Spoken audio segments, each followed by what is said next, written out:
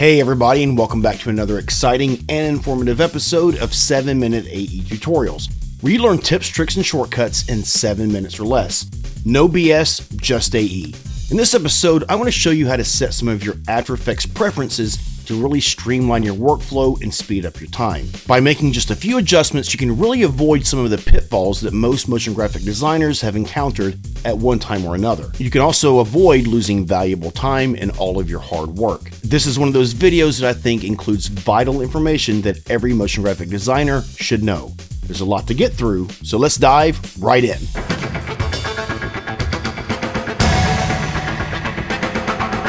Okay, so I'm in After Effects 2022, but I wanted to run through some preferences that by default are either enabled or disabled that I think should be otherwise, and a few of the settings I believe should be altered. Making these changes will definitely help speed up your workflow and solve some common issues that motion graphic designers tend to have. So let's run through this. As you can see, you have all these preferences here. Some are checked, some are unchecked. The ones that are checked are enabled. Obviously, the ones that are unchecked are disabled. Now, you have this menu over here with all of your preferences for every aspect of your project file. The ones I'm going to be focusing on really are going to be in the general and in the autosave. So let's start in general. The first one is this path point and handle size. The default is 5 pixels. So we're just going to take a look at what this does. Click OK. The path and handle size refer to these points here that go around, say like a shape layer, for example, and then also the anchor points. As you click through here, you can see that these have these path points here and the anchor point is right there. And so these are set by default to 5 pixels. So now you can go back in here and you can actually change this. Now the range is going to be from 4 to 15. So let's change this to 15.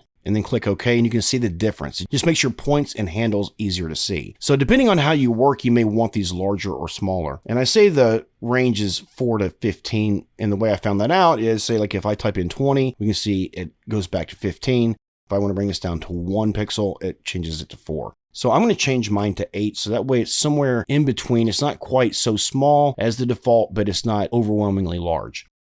Okay, so the first preference that comes disabled that I think should be enabled is this Show Tooltips. So first I'm going to click that on and choose OK. What that option does, if you hover over any of these little icons here or properties, you can see that you get this description of what it is that you're looking at. A lot of these you may have memorized, but sometimes you may come across something you're not exactly sure what it means or what it's for. And these tips are all over the place. If you go up to your toolbar, for example, you can see this is your puppet tool, your roto brush, your clone stamp, text tool, things like that.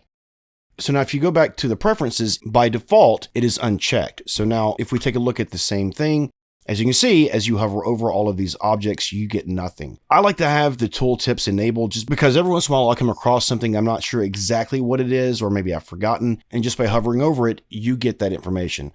So I'm going to enable my Show Tooltips. Okay, so the next big one for me is this default spatial interpolation to linear. I'm going to leave it unchecked for now. This is how it comes default. This is an example of why I think it should be enabled. I've got this animation here, and most motion graphic designers have had this issue. If you look at the value of this keyframe here, it's 965.40. This keyframe here is 965.40. So it shouldn't move. But now if you watch it play, sometimes you'll get this where the layer kind of moves around. Now, one of the ways to solve this is if you highlight these 2 keyframes, right-click, choose Keyframe Interpolation, change Spatial Interpolation from current settings to linear. That's the main thing, is you want the spatial interpolation to be set to linear. So now if you watch it play back, you can see that there's no movement. If you go back to your preferences under general, we can see that default spatial interpolation to linear is off by default. So by simply clicking that on, you will never have that issue again, because once you set these preferences, you never have to change them again. These preferences will stay every time you open up After Effects. So default spatial interpolation to linear, enable that. The next major preference that by default is disabled, that I think is a huge mistake, and I have thought for many versions of After Effects that this should by default be enabled, is this center anchor point in new shape layers. Okay, so for now, I'm going to leave it unchecked, so that means it's disabled by default.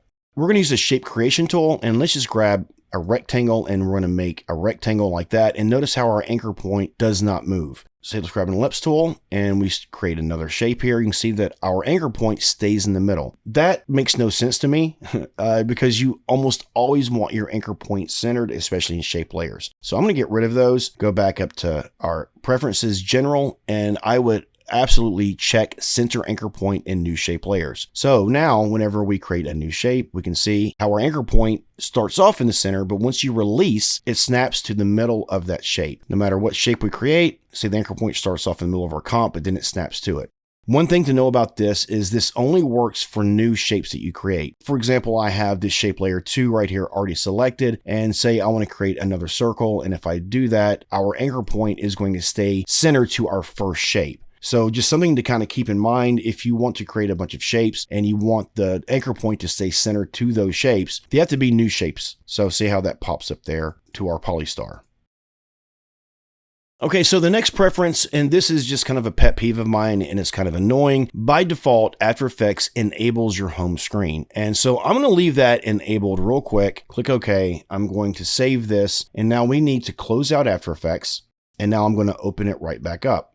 Once After Effects opens back up, notice that you get this screen right here. This is your home screen. This screen annoys me. I always disable this, but if you've been getting this screen and you would rather start here, there's a way to fix that. So I'm going to just open up the last project I had, which is this 97 edit, and then go to Preferences, General, and I'm just going to uncheck Enable Home Screen because it drives me crazy.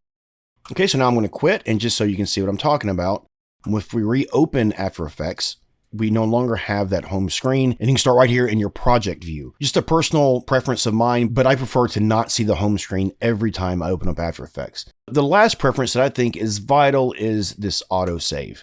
Now, After Effects, by default, saves every 20 minutes and it saves a maximum of 5 versions. I like to reverse this. I like to save every 5 minutes and I like to save a maximum of 20 versions. I've been criticized by other motion graphic designers saying, oh, that's way too often, that's way too many. But if you've ever been working on something that's a very, very heavy file and it's a lot of work, you'll realize how much work and effort you can lose in 5 minutes. I don't really see a need in saving more than 20 versions, but that's completely up to you. And always make sure that you have it saved next to your project. That way your autosaves folder will always be next to your project file. For example, this project file right here is this file right here, this 97 edit. And as you can see, my After Effects autosave folder is right next to it. This has all the autosaves that I've done. So it's a good idea to always autosave next to your project unless you have a custom location that you want all of your autosaves to go to. I personally have never used that option, but again, that's something that's completely up to you. So just to recap, the preferences we went over was this path, point, and handle size. It defaults to 5. I set mine to 8. Show tooltips usually comes defaulted to disabled, so I like to enable that. The default spatial interpolation to linear comes disabled by default. I absolutely encourage you to enable this setting here. The center anchor point in new shape layers by default is disabled. I think it's a huge mistake. I think this should absolutely always be enabled by default, and I encourage you to do the same. This enabled home screen is kind of a personal preference. It annoys me. I don't like it at all, but it's something that you may find useful. And as you see, even as I'm like hovering over some of these options here, if I turn off the show tool tips, we're not going to get that anymore. So show tool tips gives you tips on so many aspects of After Effects, and it's something that you may find extremely useful. Okay, and then the last preference is autosave. It defaults 20 minutes, saving a maximum of 5 versions. I prefer saving every 5 minutes for a maximum of 20 project versions. So if you update your preferences to these settings, I think you'll save a lot of time. It'll save you a lot of headache. And once you set these preferences, they will stay, so you don't have to worry about doing it every time you create a new project. I hope this tutorial helped you out and that you learned something new and useful. Make sure to come back next time for another tutorial that will expand your knowledge of After Effects while also teaching you some really cool tips, tricks, and shortcuts. Please comment, like, share, and subscribe, and click the bell so you're notified every time I upload a new video. Support our channel by getting your 7-minute AE merch today at our online store. And sign up for my Udemy course, The Power of Shape Layers. It's guaranteed to make you a Shape Layer Rockstar. The link to that course, to our 7-minute AE store, and the project files for this episode are all in the description below. As always, thank you so much for watching, and I'll see you next time.